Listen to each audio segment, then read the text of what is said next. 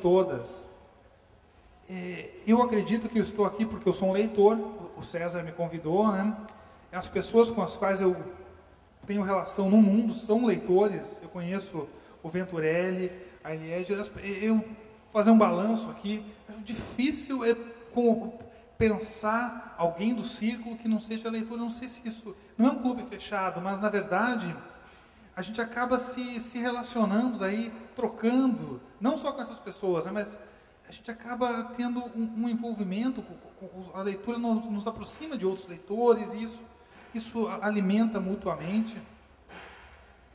O fato que quem não é leitor, eu não consigo mais pensar, o sujeito ele não lê. Me tornei esse leitor, o Paulo é um leitor ainda com maior dedicação, mais experiência, e isso abre essas portas. A gente não vai ficar satisfeito, imagino, não dá, cada dia mais. Da onde que vem essa voracidade, né, para ler tanto? Da onde que impulso é esse? Por mais que eu pense às vezes que é curiosidade, eu não sei se isso é curiosidade. Chego a pensar que pode ser doença, em algum caso, no meu caso, porque é uma insatisfação constante. Só fico pensando em ler, só fico pensando que eu queria ler, gasto o dinheiro que eu tenho, que eu não tenho com livro, ocupo os tempos de descanso com leitura. E isso pode fazer bem, mas já perdi a noção de se isso já faz bem ou se já é uma anomalia, né? Eu sei que isso ajuda a gente a olhar a realidade com mais amplidão, né? Até poderia falar que profissionalmente dá um efeito colateral aí que ajuda a perceber o contexto com um olhar mais crítico. Então, é isso. A gente poderia agora conversar, abrir para as perguntas. Mas talvez essa minha fala não tenha tido um ponto de contato direto com a pergunta, mas a frase lá, aquela que eu me alimento do que não sou, pode ser a justificativa para a minha trajetória. Pensando nisso, o percurso pode ser resumido com aquela frase, e como tantos outros leitores acabam buscando isso. Bem, alô. Então, obrigada, Márcia. Agora a gente vai começar a conversar um pouquinho. Eu preparei algumas questões para a gente discutir o tema a partir do que vocês falaram. E me chamou a atenção que na fala dos dois apareceu a questão do leitor enquanto esse sujeito em contato com uma multiplicidade de vozes. Com esse outro, com essa prática da alteridade que a literatura nos favorece, né, nos fornece, no momento em que entramos em contato com o texto do literário. Porque ali a gente vivencia as histórias, torce, às vezes a favor ou contra, não é, do protagonista, e a gente se envolve emocionalmente com o texto, vivenciando histórias que não são as nossas, mas que, no entanto, nos fazem presente, e a gente, a partir dela, então, consegue, nesse contato com a multiplicidade de vozes, vivenciar o outro, né? Ou seja, praticar a alteridade. No entanto, existe uma visão de que o leitor é um sujeito solitário, né? Um sujeito que precisa se isolar do mundo para ler. E eu vejo isso com os alunos, por exemplo, uma dificuldade que muitas vezes eles apresentam é a da concentração mesmo, desse momento de se deixar viver a vida do outro, a história do outro que está dentro do livro. Por conta de vários atrativos midiáticos de outra origem, eles acabam não tendo ainda a maturidade ou a paciência necessária para mergulhar na obra. Então eu queria que vocês falassem um pouquinho desse contato que o leitor alcança no momento que embarca, que entra nas histórias, e essa relação entre solidão, a prática da leitura, que é solitária, e esse contato com essa multiplicidade de vozes, que apesar de serem opostos, eles se complementam. Ok? A prática da leitura é solitária fisicamente, porque eu preciso me isolar, eu vou me sentar no meu canto, eu quero silêncio, eu quero uma luz adequada, eu quero uma cadeira confortável e eu fico sozinho para ler. Mas essa é uma solução, uma solidão enganosa. Porque quando eu começo a ler, eu começo a entrar em contato com uma caravana imensa de personagens, e esses personagens me povoam. O Montesquieu, que é o primeiro grande ensaísta, possivelmente, da modernidade, ele dizia que, quando ele entrava na biblioteca para ler, ele tinha todos os problemas dele resolvidos. Pode ser um exagero, mas eu vivencio muito isso. Quando eu me concentro num livro e deslancho naquela leitura, realmente eu esqueço tudo mais, todos os problemas de toda ordem, todos os desajustes de toda ordem, porque essas vozes, essa caravana de vozes que me alimenta, vai preencher exatamente aquilo que eu não sou. E o grande problema da vida de todos nós é aquilo que nós não somos. Porque aquilo que nós somos escorrega para aquilo que eu falava antes, para uma certa ilusão de eu.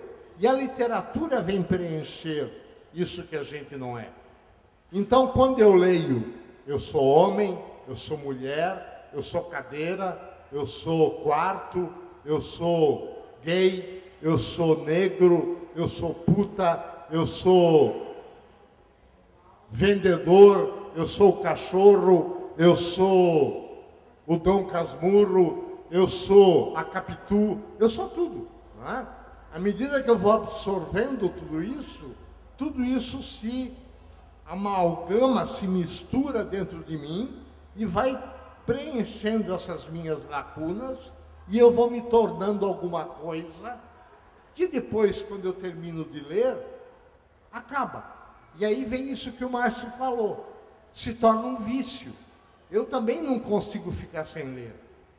Se eu vou para a praia, a primeira coisa que eu faço é preparar minha mala de livros. E é uma mala, não é uma bolsinha. Na praia eu leio um livro por dia. E dizem que a praia é para descansar. Mas eu estou descansando quando eu estou lendo. Porque eu estou vivendo intensamente. Eu não consigo me imaginar com a bunda lá no sol, virada para cima, 2 horas tomando sol, me dá agonia, porque falta alguma coisa. Então eu vou para a varanda, vou para o meu cantinho que eu tenho lá, a minha neta me deu até uma almofadinha para eu me sentar, para não doer a bunda, né? E aí eu fico lendo o dia inteiro. Aí lá pelas 4, 5 da tarde eu tomo um banho de mar, para dar uma disfarçada que eu estou na praia, e volto a ler. E à noite brigo com a família, porque tem a televisão ligada, que aí já perturba a minha leitura. Então, é um vício, é uma obsessão, é uma necessidade. De quê? De eu ser eu lendo a voz do outro.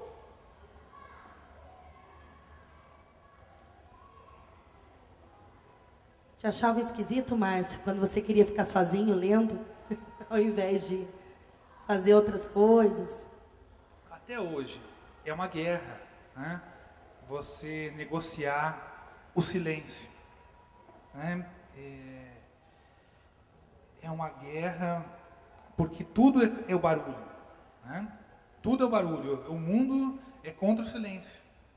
O mundo é absolutamente um espetáculo de bombinhas, de rojões o tempo todo, inclusive dentro da gente, em alguns momentos. Mas o silêncio, a busca, eu consigo em horários alternativos, né? Acordar mais cedo ou no início da madrugada, porque você está numa casa, moram outras pessoas, nem todos compartilham dessa obsessão, né? O que acaba acontecendo é já estou me tornando um rabugento, né? Porque eu não tenho assim muita a paciência, vai terminando assim a capacidade de negociar para ceder para o barulho cada vez parece menor. Na verdade, além do tempo que eu trabalho, eu tenho pouco tempo livre para leitura. Pouco tempo livre na minha vida. E esse tempo livre, eu preciso conviver com a minha família, mas se eu não consigo encontrar no dia aquele período da leitura, é uma guerra, da vontade de sair chutando no poste. Assim. Então, é um desequilíbrio na vida de quem se torna leitor não ter aquele momento do dia. O dia, ele conspira, eu acho, para a insanidade o tempo todo, né? O barulho, o trânsito, a buzina, a britadeira, a televisão, o batistaca, é o tempo todo, conspira para a insanidade. Eu acho que a única maneira de se viver num mundo insano como o nosso, um mundo completamente maluco, né? Eu não sei se é maluco, um mundo às vezes sem sentido, mas o mundo do barulho é você encontrar uma fatia no dia para a atividade da leitura, que aí vai te dar esse acesso a essas vozes e tal. Mas esse comportamento, que deveria ser o normal e a regra, é visto como o rabugento, o delinquente, o maníaco do livro, né? O chato, e daí... Mas não dá para... Se você tem essa necessidade, você vai encontrar daí. Isso pode... Você perguntou se era esquisito, né? Isso vai acabar te excluindo de turmas. Isso vai te isolando em alguma medida. E, usando a palavra que o Venturelli colocou, você vai fazendo parte da turma do livro, né? Do mundo dos leitores e do livro. Porque, em alguma medida, os grandes amigos vão sendo os personagens dos livros, a voz dos autores. Dificilmente você vai encontrar um leitor mesmo que não busque, não lute em busca disso, né? E mesmo quando daí você encontra aquela hora do silêncio, vai ter um barulho acontecendo ali, né? Vai ser um vizinho, vai ser uma bomba na rua, vai ser uma algazarra e tal. Então, o horário do silêncio, eu acho que está cada vez mais difícil. Talvez na madrugada seja o horário possível. Mas a pergunta era dessa viagem, né? Realmente a decolagem da leitura é a grande hora do dia. Eu assisti muita televisão antes de ser leitor. Até os 16 anos eu assisti, até hoje eu assisto um pouco. Mas eu tenho sono, se me canso. Quando o livro entrou na minha vida de verdade, foi um corte. Não tenho tanta viagem, assim, tanta fruição com a televisão. Mesmo com o cinema diminuiu bastante, eu ainda assisto, mas o livro é soberano, sabe? Não é querer competir que é melhor ou pior, nada. Mas, na minha experiência, a experiência que o livro dá e o que ela proporciona é muito forte. E daí tem uma outra questão, que até falando para alunos, que é importante falar, um efeito colateral que a leitura dá para todos. Seja vocês vão escolher, né? Ou a vida vai chamar para ser médico, vai chamar para ser bombeiro, vai chamar para ser motorista, vai chamar para ser jornalista, professor. Para onde o caminho se anunciar, o efeito que a literatura, que a ficção dá, é muito forte, é inegável esse efeito.